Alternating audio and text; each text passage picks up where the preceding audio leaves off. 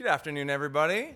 Do me a favor. This is the last session of 2 days. Can you stand up, please? Keep going. Keep going. My man in the back, actually, who's got his arms in the air, we're going to do that in a second, so you can bring him down right now, but they will be going back up. Hello, everybody. My name is Ruben Carter. I'm the co-founder and executive director of the Exchange Lab. Some of you, including my associate deputy minister, may still know it as the CSI Lab, but we changed the name because I got tired of being asked if I was Gil Grisham. Not true. It has something to do with some other stuff that I'm going to describe, but it is my privilege to welcome you to the second annual Digital Showcase at the Connect Conference, our opportunity to showcase us. The BC public servants doing real, demonstrable, high-impact digital service delivery in and for the province of BC. That's right, keep standing up, please. So that name, the Exchange Lab, it is by design because it has change at its core, and change, positive change and connection is what we are all about here. All right, speaking of connection and change, it is the end of a long 2 days. Got a question for you.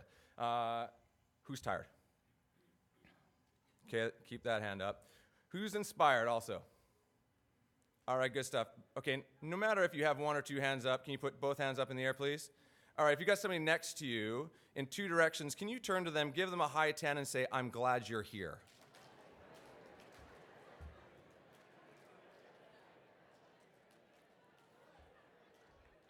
All right, good stuff, good stuff. Because I'm very, very, very glad that we are here together. And my man that still has his hands up, you're good. You can put those down. The high fives across the aisle, like those also. But how about change, all right? Still standing, I like it. Can you please cross your arms for me? Okay, now cross them the other way. Okay, put your hands down. Cross them that opposite way again. Still working, not having a hard time over here, I can tell. Hands down one more time. Cross them that same awkward way one more time. It's getting easier, isn't it? Change is hard. Absolutely. It's a tired but true phrase. You can uncross your arms, it's okay. But with effort, with repetitions, it gets easier. Take this gathering. You can sit down. You can sit down. In prior years, this gathering was 200 people. Mostly people from the OCIO because they clambered on and got all the spots. But by and large, hearing outsiders tell us about how the world was changing out there around us and what those outsiders were going to do to change it. And maybe they'd help us along the way. Last year, we made a shift.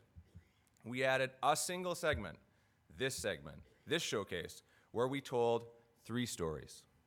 A story about a young developer, Brian, who's helping improve trucking safety. We heard from Aline, a director from Advanced Education, who's helping students get financial support to go to school. And we heard from Sharon, a social worker of 23 years, who told us about the most impactful work of her career, how she had worked with a BC-based startup to build a tool in weeks, not years and years and years, that would help her to find a bed for kids in care amidst the hardest moments of their life.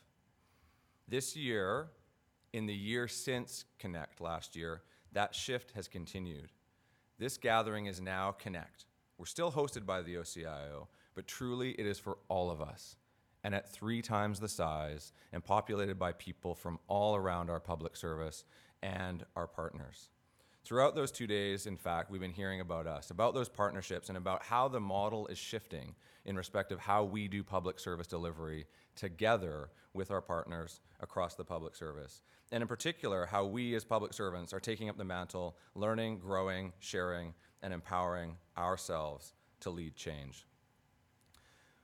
One of those individuals, the person I'm about to introduce next, it's a story, she exemplifies a story of people who have had long-standing careers. That doesn't mean you're old, Julie, just long-standing, illustrious careers, taking up the mantle of leading digital service delivery. Julie Chase is currently the Executive Director of Oil Infrastructure Group in the Ministry of Energy, Mines, and Petroleum Resources. She started with the public service, as many of us do, in 2006 as a co-op student when she'd finished her MBA. Julie's built a career across both the social side of our business and the natural resource sector. And Julie describes that unexpectedly, she's discovered that public service can be full of more opportunities and exciting experiences than she would have ever imagined. And she's going to tell you about one of those experiences that was unexpected and how she's lent into it.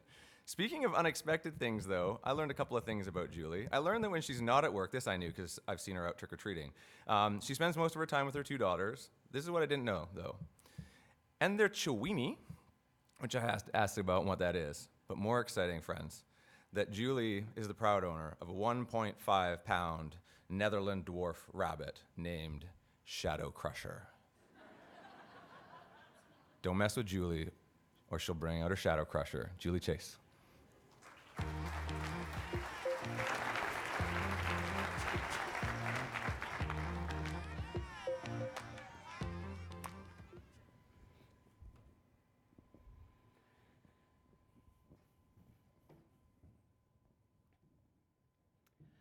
There's gold in them hills. I just know it.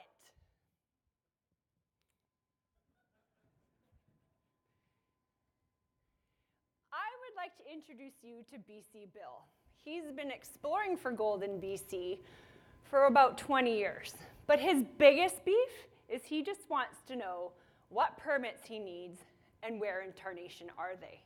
You see, here in BC, if you want to explore for minerals or coal, or open up a rock quarry or a sand or gravel pit, you need to apply through a notice of work application for a Mines Act permit. We receive over 700 notice of work applications in a given year. And it's a very big task to process and review all of those. And it takes a significant amount of work from our miners to prepare and submit the information that we need to make a robust decision. But sometimes you need more than just your Mines Act permit. Sometimes you need a permit to cut trees, or to use water, or to use explosives.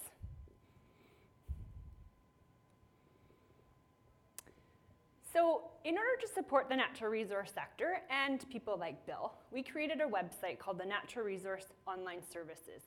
It actually has information about over 180 different natural resource authorizations and applications. It allows Bill and other people like him to easily find information they need in order to undertake activities around agriculture, water use, forestry, hunting. What I'd like to do is take you on a journey with Bill to see what the website has to offer him specifically.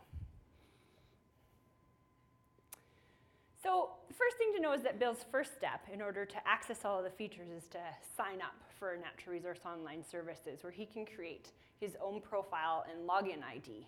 See, previously, Bill, he would sometimes have, maybe if he had 4 different exploration programs, he might have to apply for 4 different authorizations. And so he would have to submit his information 16 times.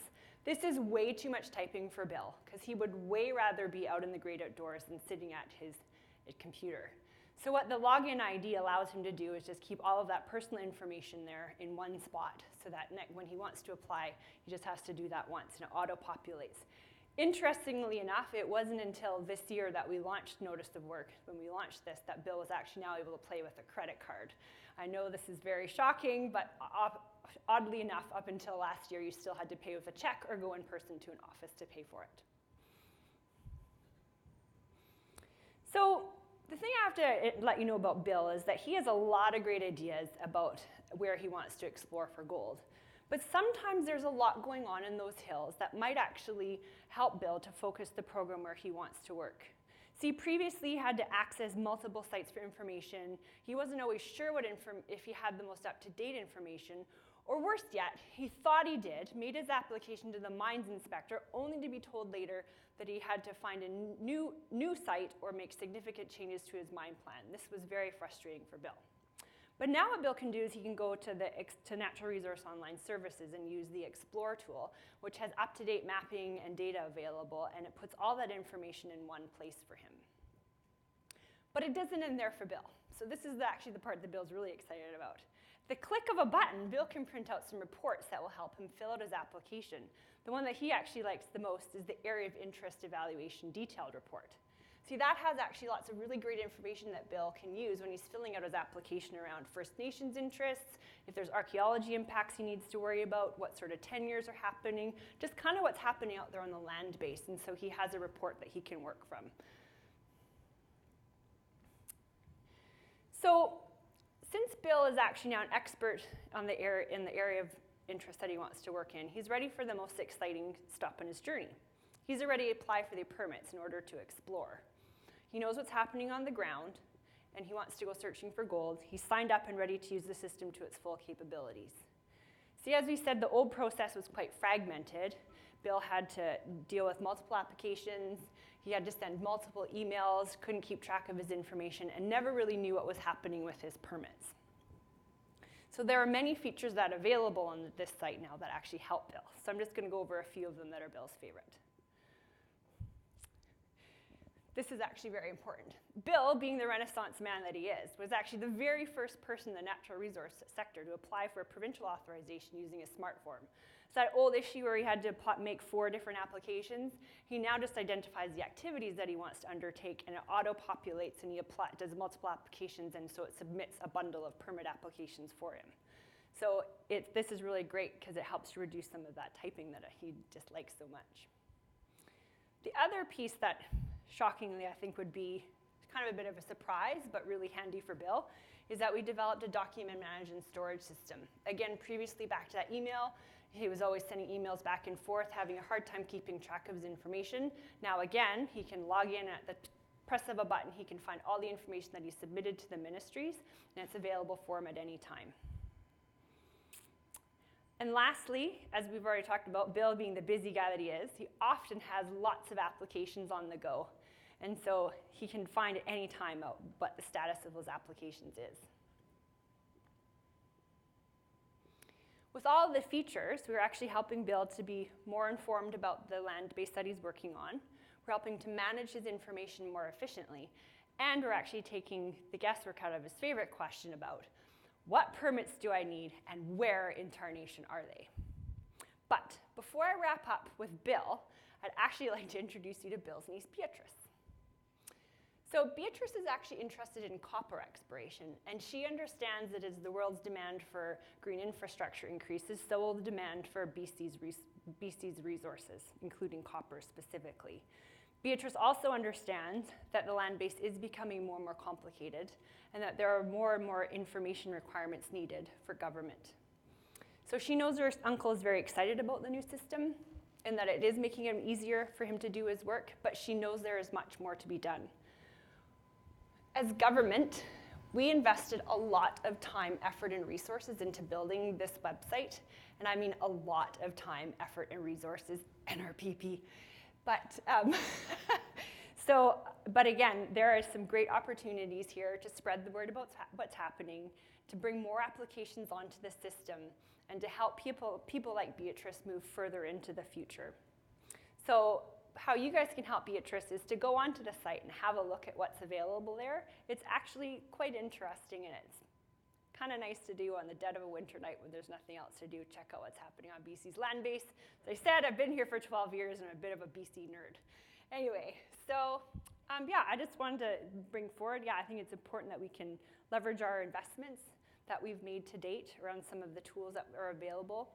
And just like Bill actually believes that there's gold in them hills, I actually believe that there is a different kind of gold to be found in that website.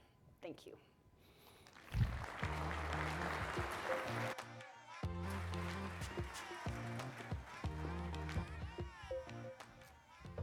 Thanks so much, Julie. So Julie referenced it, that the approach that was taken to building that website and the underlying tools wasn't the best.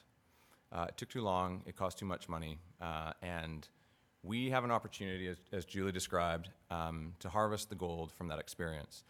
That is not a case of, actually, of course, necessarily reusing components of that work, but rather taking the opportunity to learn of how we dealt as professionals and human beings in respect to that process. So Julie, for example, working in the line of business, she really wasn't made aware or connected to the work.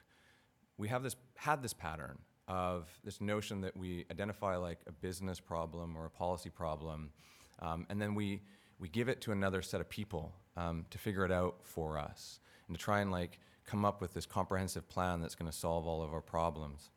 We spent a lot of money doing that. And then we hire other people and another layer of abstraction and intermediation to do that work. And we don't stay connected to and empower our own people to guide and lead that work. And we also, and through the course of that project, because I was involved in it also, we don't talk to the real users of that project. We weren't talking to Bill along the way. So it works now, and that's fantastic. But our opportunity is to learn how to work better. And I take my hat off to Julie because she really shifted. I've seen her over the years of this work where she was really hard-pressed to wrap her arms around it. And what she did instead over time was she recognized that her opportunity was to support her staff in what was a very, very hard change process.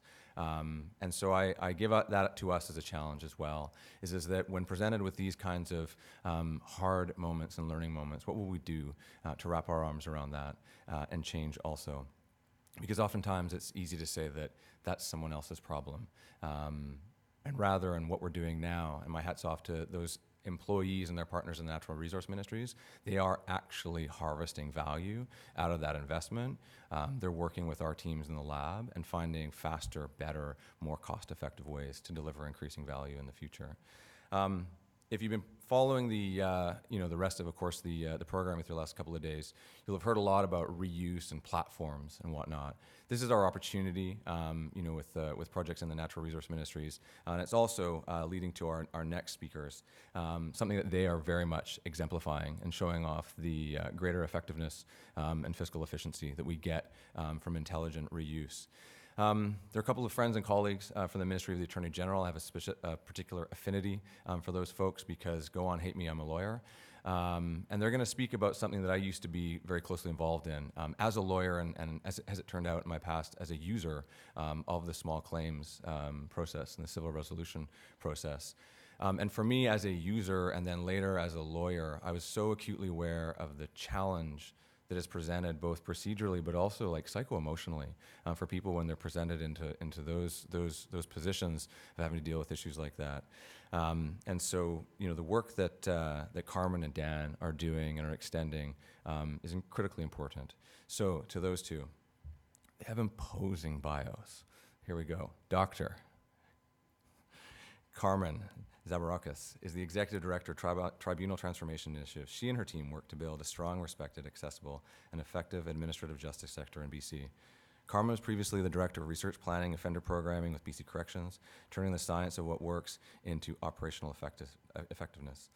Just before coming to JSB, these folks in the front, I want to hear a shout, please. Carmen spent a year as the Innovation Lead at the BC Public Service, opening the Innovation Hub. Sim, that was tiny. There it is.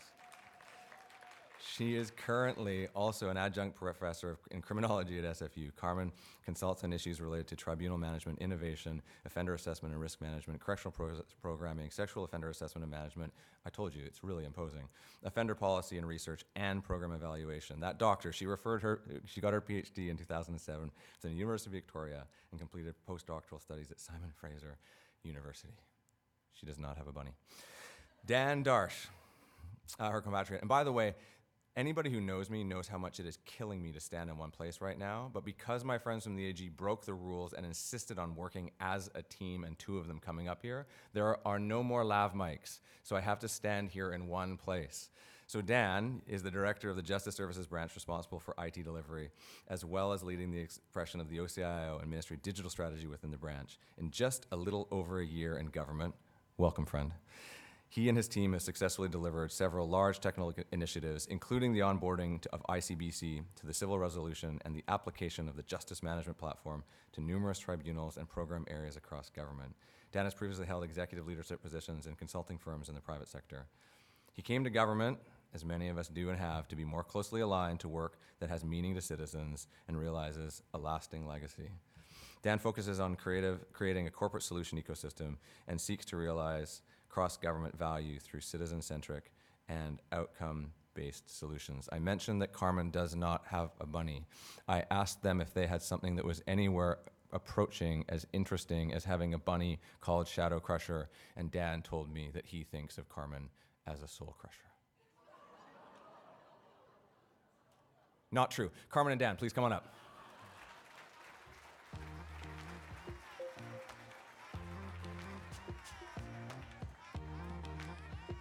so pleased with yourself, aren't you? Yeah. Yeah, you are. All right, well, I've never been very good at doing as I'm told, as Ruben knows, but hi. I'm going to do it again. Hi. There we go. Thank you very much for that. So, put up your hands. Who shops online? Nice. All right, shout out some reasons why you shop online. Easy, cheaper, convenient, specific products. Nice. Open at 2 a.m. Thank you, Corinne. Listen to this, seriously. Well, so I was a little late to the party of online shopping, I'll admit. But when I got there, I could have sworn I heard angels singing. It's good. And now, all the business I want to do, permits, pay my taxes, buy more shoes. I want it to be convenient, easy, cheaper, specific products. I might want to do it at 2 a.m., especially the way that the workload keeps going and I'm still awake. I want this for all the businesses that I do, right? And so here's something that you're probably not going to be surprised about. In justice, people also want online, convenient, easy, specific. And generally in justice, that type of service is access, okay? So in my branch, Justice Services branch, we are all about access to justice. And here's the reason. Right now we have a legal system built by legal professionals instead of a justice system built by and for the folks in BC. To get from legal to justice, you need access. It has to be accessible. So within JSB, we focus on the access, or as we call it, A2J. Because why not add another acronym? We're government, right? So we don't want business as usual. We want to push the limits. We want to evolve things. We want it faster, easier. We want a more satisfying route to justice. And we want that service. And why shouldn't we have it? Right? So my current role, I have administrative oversight of 19 admin tribunals. And tribunals, for those of you that aren't aware, run parallel to the court system, and they provide an expertise you can't usually get within courts. The Civil Resolution Tribunal is an excellent example of access to justice. If you've had a small claims issue, if you have a strata dispute, or if you've had an accident since April 1 and you don't like what ICBC is offering you, you go to the CRT. And it's online. You can do it at 2 in the morning. It's very straightforward. They're there to guide you. Mediation all the way through. So it is true access to justice. Now, usually in these types of presentations, you're supposed to talk about personas, right? And it's funny enough, my persona name was also Bob. So Bob's journey to X. Well, I could have had a lot of fun designing personas for these roles, but that was probably a little bit career limiting. So I decided just to stick with the names for now. And the added bonus is that you're going to see that this gets a little bit messy. And Dan hates mess. So as EDs and Ds, this is what we do, right? We manage up. And to be successful, you've not got to just manage up. You build relationships and manage and work with your colleagues, your teams, your staff, the core aspects and key parts within central government. You talk to other ministries. You talk to whoever it is you need to talk to and build your relationships and get your job done. But that's an internal focus. Really, what we're here for, because we are the public service, that by whatever name you call the individual that comes to your business area for something, some form of service, whether it's a resident, an applicant, a client, a citizen, they're the drivers and beneficiaries of our work. They're the reason we're here. So when you start to put all of this together, it gets a tad unwieldy. And to be quite frank, this is what my head looks like most of the time. And I'm not done making things complicated. Back to the idea of service.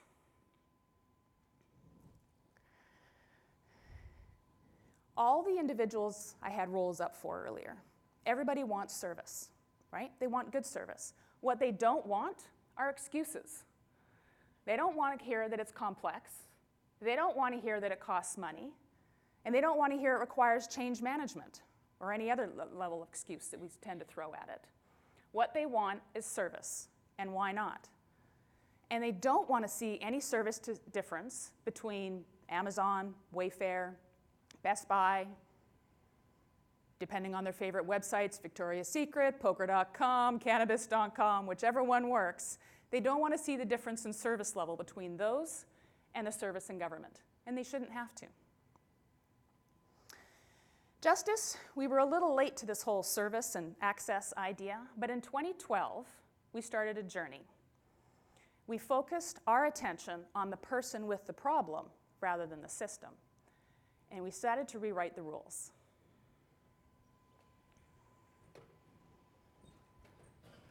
Thanks, Carmen. So I'm going to start off with a bit of a thought.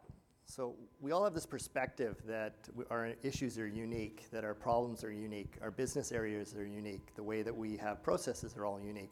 But in reality, we have a single service pattern. That service pattern is associated with citizens identify their issues, or themselves, and then they look for us to solve that issue or provide some service related to that issue. So if we think within that context, we actually are able to build capabilities that are reusable throughout the sector and beyond, rather than point solutions. So we have an approach in trying to deal with Carmen's blown mind to try and see how we could actually go about doing this. So we started with the citizen. We orient everything that we do to the citizen's issue. What is their problem? What is the outcome that they're looking for? And all of our action subsequent to that deals with that core reality. Secondly, we look at our organization and we say, okay, how are we prepared to actually deal with this? What are our competencies? What do we do well? What don't we do well? What are we dependent on others for? And then a more important thing is actually looking from wider. There's innovation happening throughout our organization and all organizations all the time. And we have the opportunity, if we actually abandon our ego and we actually recognize the expertise of others, to actually do things that better represent a realization of point one, which is solving the citizen's problem. But none of that matters if we don't act. And so our approach to action is we need to do tangible things. We need to do things that actually matter in the short term. But that has to be done within a context of an actual greater value and a greater plan. So within the Justice branch, the Justice Management Platform, which is the solution that we're kind of showcasing today, we followed that approach by first focusing on the citizen. The citizen's looking for accessible justice, which is fair. And that primarily takes the form of, is it affordable? Is it convenient to me? The allusion to the online shopping. But from a justice perspective, the Justice Branch perspective, we're also looking at how can we deliver services in a digital way.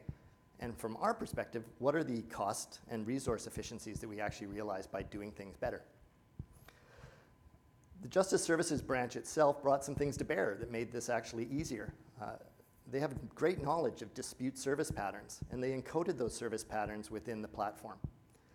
By putting that platform up on the cloud, we now have an opportunity to take that solution and put it anywhere, quite conveniently, quite trivially, and quite affordably. Within the sector itself, there's great things happening, and we were able to recognize the fact within courts is looking at citizen information gathering in a different way, in a way that actually makes sense to the people providing the information. By adopting that OpenShift or open source approach into our platform, what we've managed to do is create a information gathering experience that's consistent for citizens across the sector. Additionally, we also get to take advantage that there's investment going on in that citizen information gathering best practice in terms of chatbots and eventually conversational AI. So we get to take advantage of other people's investment.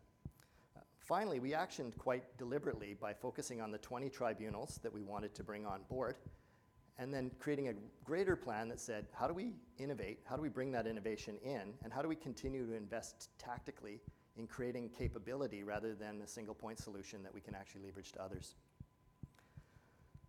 So the platform itself. The Justice Management Platform solves citizens' issues associated with administrative justice. There are 3 applications that form part of the platform. We're not going to do a demo of those. Happy to do it offline. The first is the Solution Explorer. This is an online portal that provides information and tools to citizens so that they can resolve their own issues without the intervention of government. If that doesn't work, they get passed off to the Dispute Resolution Suite.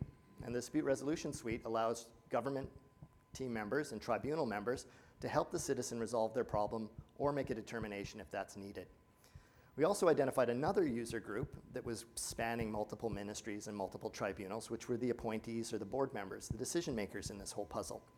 And we said, here's an opportunity for us to develop a system that goes from the point where they apply for a job all the way to the end of their career, spanning many boards, and create that system that allows that information for their ease. So more than just dispute resolution, now we're actually managing the activities of members within the business that we do.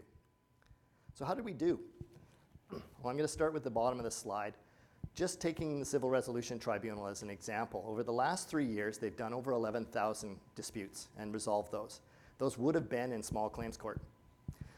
But what's more important than the number of disputes that are resolved is actually the citizens' experience. Citizens, when they self-report, say that the majority of them actually say it's more timely, it's more fair, it's more professional.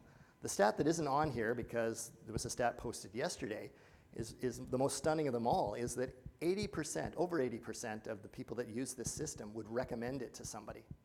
Now think about that. We actually have a service from government that people would recommend, right? So that's actually a very powerful, powerful result from this. The platform itself, this will be the technical bits, is a corporate asset. We're deployed across 7 tribunals, 3 ministries. We've got 12 in the next 18 months. So we're really creating a corporate asset here. We've created an intake process that's focused on the user experience rather than the information. We have integration layers which deal with issues from citizens rather than having citizens deal with applications. And finally, we're actually in this path of more very exciting innovation. We're looking at how credentialing and how identity can make the user experience better. Additionally, we're looking at virtual courts.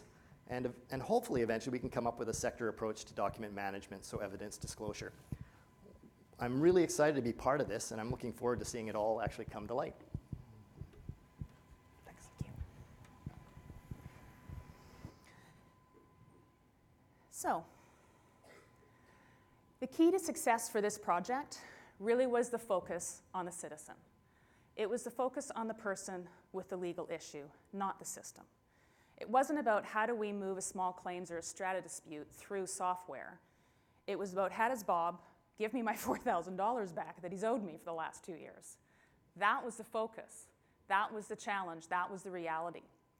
And because we focused on that, this was successful. And not only was it successful, as Dan just mentioned, it's brought value to people's lives. And the number is 85%. 85% of the individuals the stat put up yesterday would recommend the CRT. Again, government services recommended. So that shows us we've done something right. Barriers and challenges. We've all got a really long list of barriers and challenges. Legislation, regulations, silos, ministries, budgets, data integration, privacy, egos. There's a long, long list. Our job is to know what they are and overcome them. Our job is nothing less than that. And to continue to be successful, we have to invest in what we don't know yet. We have to invest in the unseen. We have to keep our heads up. We have to be curious and open questions. We have to be paying attention to what else is going on, which of course to me just means I have to do more online shopping because that's where all the great tools are coming from, right? So says my Visa card. So we will leave you with this. Government is getting really, really good at putting forward solutions, technical products, ways to fix things, at building that quarter-inch drill. What people actually want from us is value. They want us to meet their needs. They want the quarter-inch hole, not the drill. One step further. Thank you.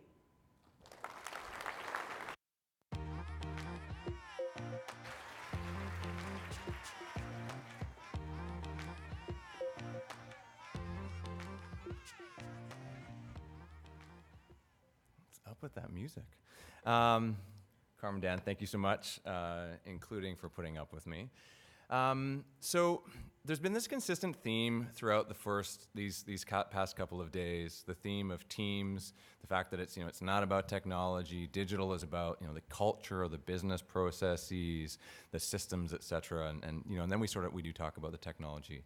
But I think we have to stop and pause and recognize that while that is absolutely true, as Carmen properly described, that in terms of implementing these kind of solutions, there are so many challenges for us in terms of organizational design and behaviors that get in the way. However, it is also about technology. It is also about how we use tools to do our work better and faster. And in this case in particular, you've heard it throughout these past couple of days, there's this theme of platforms and of reuse. And what Carmen and Dan have done, and those that came before them to launch this work, is that they have created a reusable platform for this government.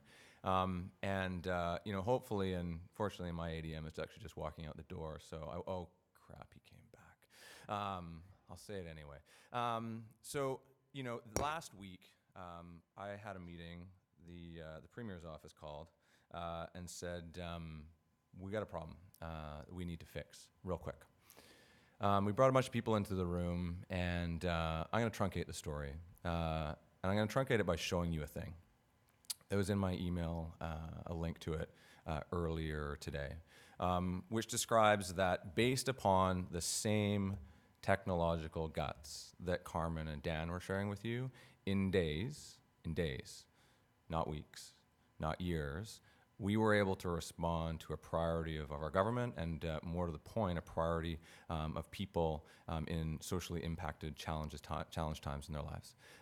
So again, yes, it is absolutely about us and the people that we serve, and also it is about the technology that enables us to do our jobs better and more effectively. Speaking of which, I'm really proud to have and pleased to have met Ashley. When we did a dry run of this, which her presentation is about deep tech and robots and stuff. The thing that I thought was really cool about Ashley, and we hadn't met, was that I'd seen her presentation before. I'd seen it a bunch of times before. But it was the first time that I had seen one of us giving it, one of us owning it, one of us who knew deeply about the impact, the positive impact of artificial intelligence, of robotic process automation, and how it can make our jobs easier and free us up with more time to do higher impact work. And so it was the first time, and again, and those that work with me know, like, love and respect to our vendor partners. I appreciate the acumen, the surge support, and the close working together, and I love us. And our abilities. And so it was super cool to see Ashley's presentation. I know you're going to enjoy it. Ashley joined the public service in 2008. She was looking for an employer who could offer a wide range of opportunities for someone who gets restless very easily. It meant that a political science and international studies degree we put to some use. I feel you, absolutely. Like my biology degree, using it a ton right now.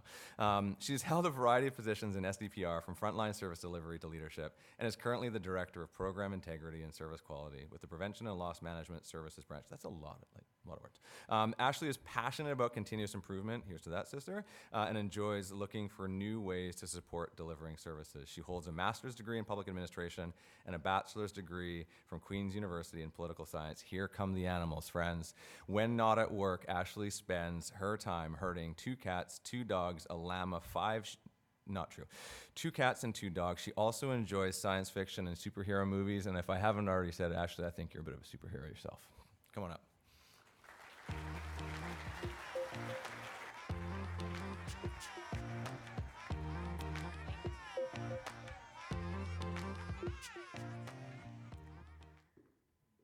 My team is 18 people and 4 robots.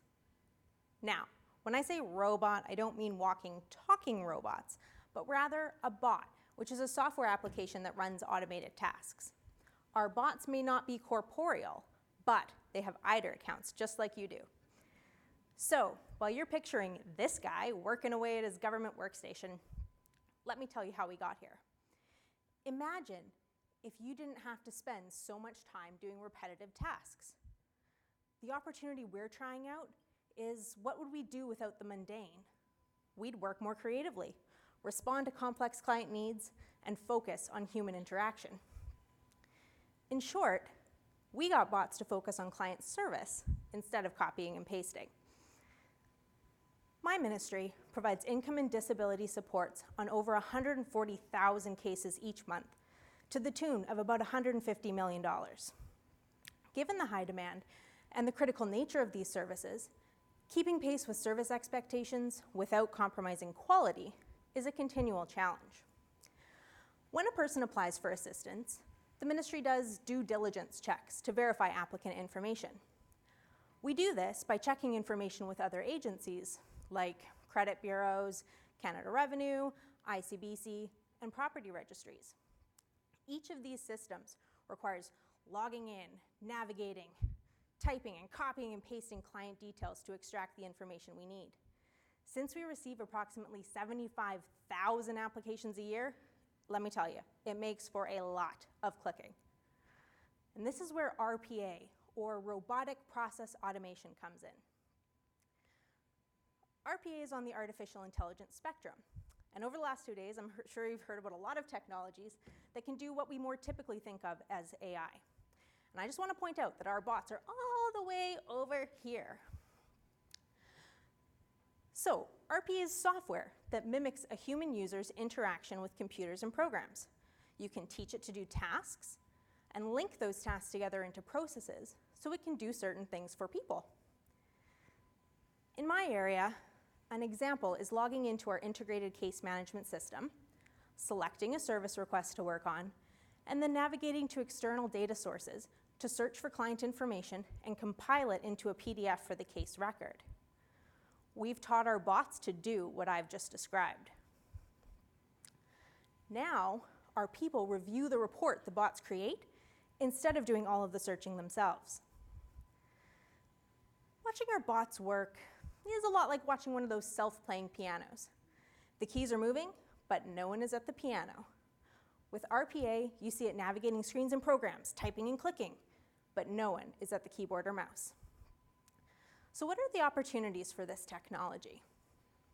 To get you thinking about it, here are some things RPA is best at: copying and pasting, data collection, and following rules. So based on this list, think about something in your business area that you'd like to do less of. I got an informal poll here, so hands up if it's copying and pasting. Okay, anybody for data collection? Who's absolutely tired of performing calculations? Okay, so these are just a few of the things that RPA can do for you. I want to reiterate, though, this is not about replacing people.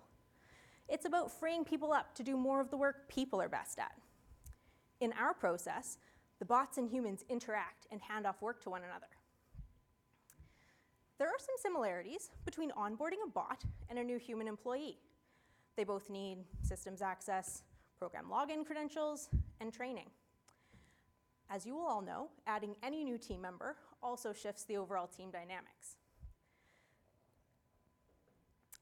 One of my colleagues is fond of saying, "It takes a village to raise a bot." Just on the business side, we had 26 people participate in some capacity in the design, testing, and implementation of our bots. One thing that I'll also point out is that getting systems access and IDER accounts for our bots were some of the more time-consuming aspects of this project. And thankfully, any of you who may be interested in onboarding bots will have the benefit of our experience to hopefully speed things along. So we've talked a little about access, we've talked a little about process. What about the people? Introducing bots onto our team was a new experience for everyone. We made some very specific choices on the change management side before introducing this to staff. First, reinforcing that this technology is about supporting people to spend more time using their critical thinking skills and less time copying and pasting. Second, this technology really allows us to do more work faster. But we anticipated some, let's say, angst around the word robot or bot. So we decided not to use it in any of our materials or communications. Even with that approach, a common first reaction from staff was the question, are robots taking our jobs? The answer? RPA is a sidekick or helper. It's not replacing people, just helping us do more with what we have. On that change management front, we realized very soon that we actually need to step up our change management efforts. We had kind of backed it off a little bit after we'd implemented, but it was very clear that we actually needed to step that up. So after implementation, we found ourselves needing to remind people of the limitations of this tool. It's not going to do creative wildcard searches on name variations, or it may get stuck on a missing value in the system. This is where the exception process kicks in and a human needs to review. We observed a duality in the human reaction to our robotic team members. One moment you'd hear, the robots are taking our jobs, and the next, staff lamenting the bots can't do more. I know, as with any team though, there's some upheaval and a learning curve when you introduce a new element. We've seen that settle as staff got used to working with the bots and learned what they can and cannot do.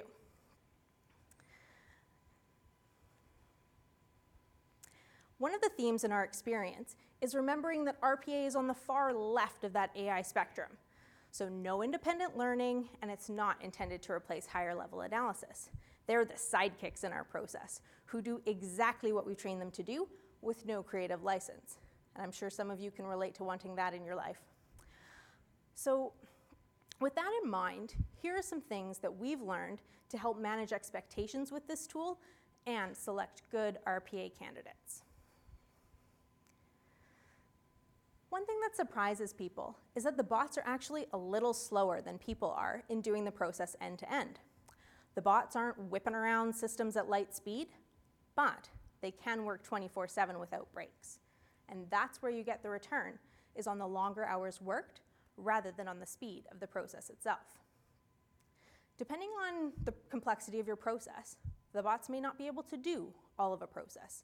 You may need to hand off work and build in exception processes for things it can't handle. Your data quality is key. The bulk of our exceptions relate to data quality in our systems. The bots are trained to look for very specific information in specific fields. If that information isn't there, they can't proceed.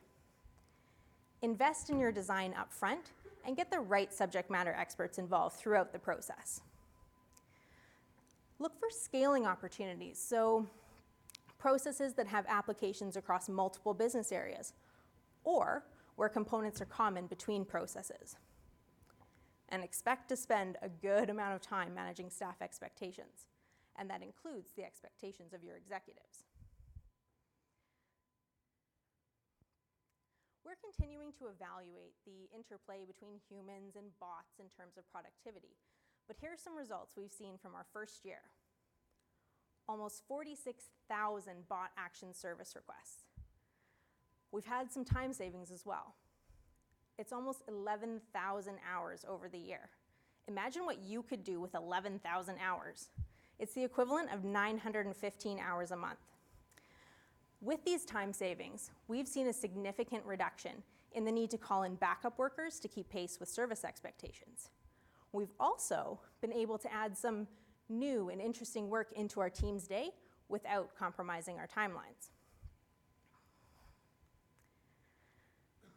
By reducing the amount of time that we spend providing these services, we can actually increase our capacity to deliver services to the public. Our staff get more challenge in their work and a little bit more variety, while we deliver services faster with the same number of staff. Because of the scalability of this technology, we have opportunities to expand the use of bots into more areas across service delivery and government in general. We worked in really close partnership with our Information Services Division, and we wouldn't have been so successful if it hadn't have been for that deep collaboration between the business and IT. So up on the screen, you see a little snapshot of some of the benefits and some key contacts if you're interested in learning more. What would you do if you had a bot sidekick helping with a repeatable high-volume process? In the public service, we're here to help people. Using bots, we can help our people spend more time doing just that.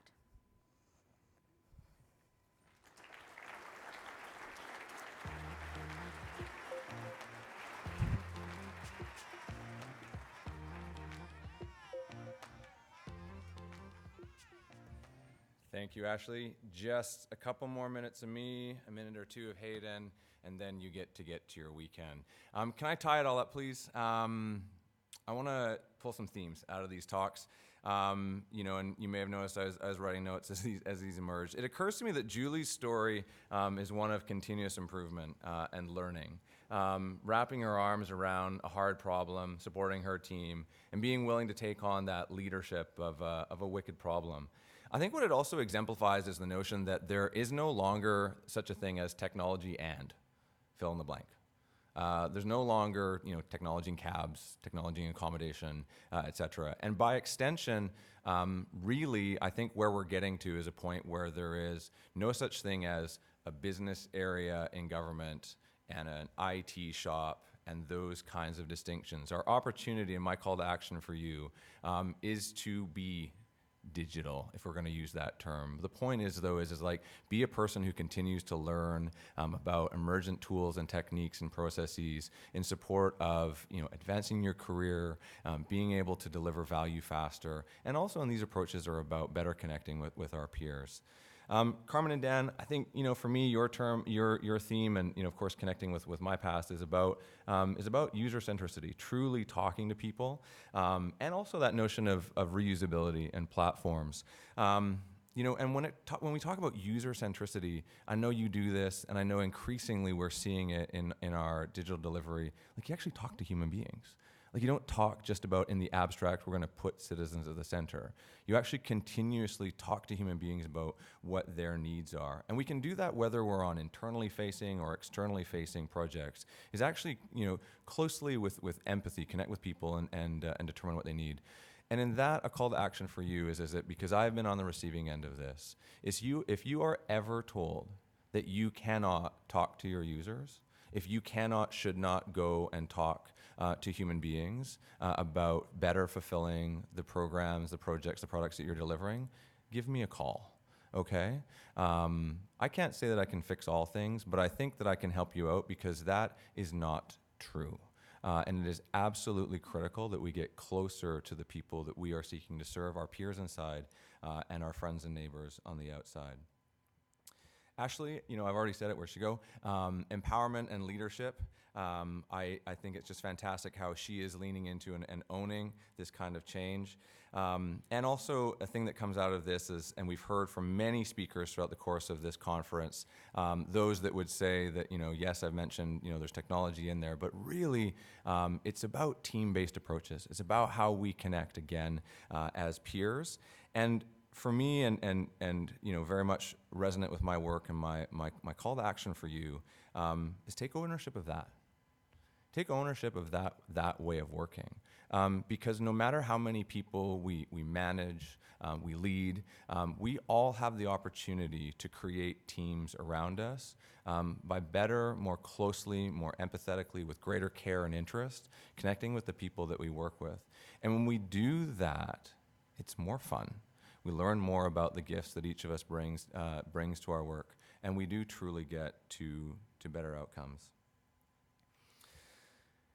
As we wrap up, I think there's going to be another shout out to Sue, but I would like to say a thank you to Sue Wheatley and her entire team. I see Tanya on the wings. I know that there's been a fantastic and not that big team driving this whole thing out. I've heard from many, many people, one of them sitting directly in front of me. He's on his phone. It's okay. I won't give you credit, Jens, for describing just how much they have enjoyed this model of the conference and the fact that, and Jens and I were talking about this last night, like there's more of us in it. There's more of these stories about how we have the opportunity to lead and be empowered for change. So thank you very much to you, Sue. And a specific thank you to Danny Pizarro and Kim Zinke. I see Danny there. I see Kim in the back. Danny and Kim are two incredibly passionate individuals. They're passionate about stories, they're passionate about the people behind them, and they're passionate about giving people and their stories a platform to be magnified. It was those two that put together this last segment. And I want to give you a hat tip for doing that, and that you've been part of telling stories around the public service for a couple of years now and connecting ideas and people and programs. And so, for me, that becomes one of our overarching themes, which is amplified by those that have visited. You've heard from people, like the former CEO of Canada, about the fact that he comes here, he tours our program areas, he comes to our lab, and what he sees is real. What he sees is people doing things and delivering true value, true digital products, and true cross-functional high-performing teams, because there are a lot of jurisdictions that are doing a lot of cool things. There are a little bit competitive. There are a lot of jurisdictions saying they're doing a lot of cool things. There's a lot of stuff on the internet.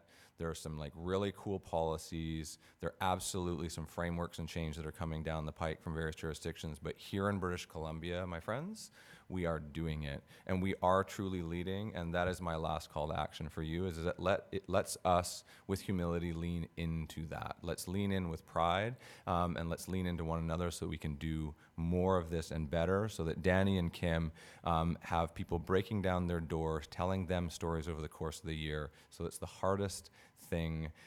This is the hardest program to get into. And I look forward to seeing you here next year and telling your stories. Let's keep this going. Hayden Lansdale, you coming on up here?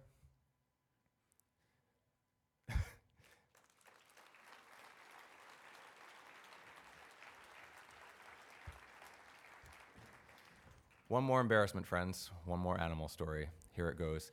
Hayden Lansdale, before he pushes me off this podium, is the ADM of the Digital Platforms and Data Division. And one of the many points of connection that we have is we're no longer boys. We were a couple of boys from central Vancouver Island. And my friend right here is known for that place that has goats on the roof. Hayden Lansdale. Okay. So, Friday afternoon, all of you are standing in the way of my Taco Friday, really. So really, I'm going to be really quick. I want to thank this crowd that just ran through here. Everyone really was able to show you what we can actually do when we work together. There's so much happening in these showcase activities, in the Inside Out series that you've all seen throughout the session, in the Gov Zone. There's so much going on in the ministry. And every case is what we see as a focus on citizens and a focus on users.